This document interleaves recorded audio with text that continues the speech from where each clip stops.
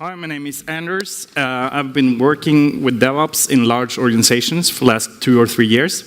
Coming from Lean and Agile or some bastardization of Agile for the last 10 years. So DevOps is sort of like the natural next step for me. First of all, I just want to point out that, of course, this is a journey. It's not something you buy. It's not something you arrive at.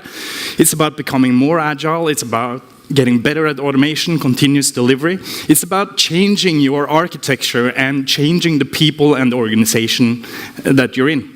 And of course, automation is key. There's a lot of cool tools out there, but more than anything, this is actually about changing how you communicate and how your organization operates. Because one of the major things that I think DevOps is about is how you think about trust and responsibility in your organization. Many classical organizations that try to move to DevOps with command and control will basically fail because they're replacing trust with command.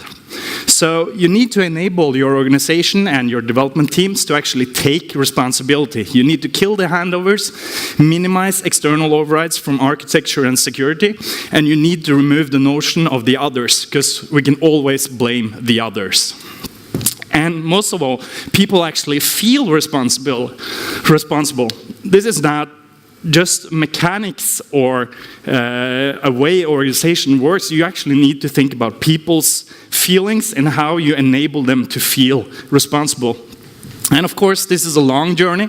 It's something you practice over and over again, and you need to keep your eye on the horizon, knowing what your goal is, because you will fail a lot of times before getting closer to the goal. And of course, speed kills.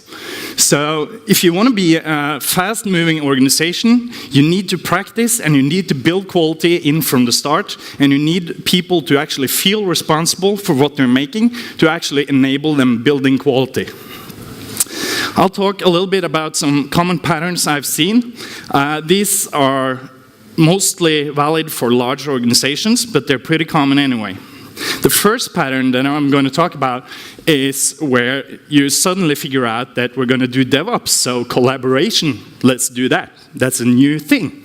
Let's get developers and operations together and let them collaborate. Well, it's better than not collaborating, but you still have the separation between developers and operations. So you need to figure out a way to eliminate them versus us, to eliminate the separation. And the easy 5-minute version of this is, of course, put operations into the same team as the developers and let them take responsibility from development into production. So you need to change how responsibility is defined in your organization, and you need to redefine where trust is defined. And that might even mean changing your architecture and changing your systems. Nobody said this was easy. Pattern number 2, DevOps is a role. You see a lot of companies, they try to hire someone into the DevOps role. And even though you put the DevOps in the team with the developers, it's still a role. It's the DevOps guy. It's his responsibility. I'll make this fantastic functionality, and our DevOps guy will come in 3 or 4 days later and fix this. But the thing is that taking responsibility for your software that you're creating and putting into production actually means understanding the larger picture. You need to understand what happens in production when you make the shitty decision as a developer. And you delay all of the decisions because your DevOps guy will come in 3 or 4 days later and actually make something you don't really understand. All right, the third pattern, selective automation. I see a lot of organizations try to do DevOps. Come in, let's automate everything.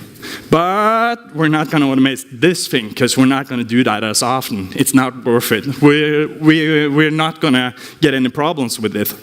But the thing is that automation is what actually builds predictability and quality into your software. So if you start to get selective about this, you will trip up, and you don't really know when you will trip up. And that again will challenge your feedback loops, and it will actually trip you up when you least know it. So you need to actually invest in automation all over and not do selective automation.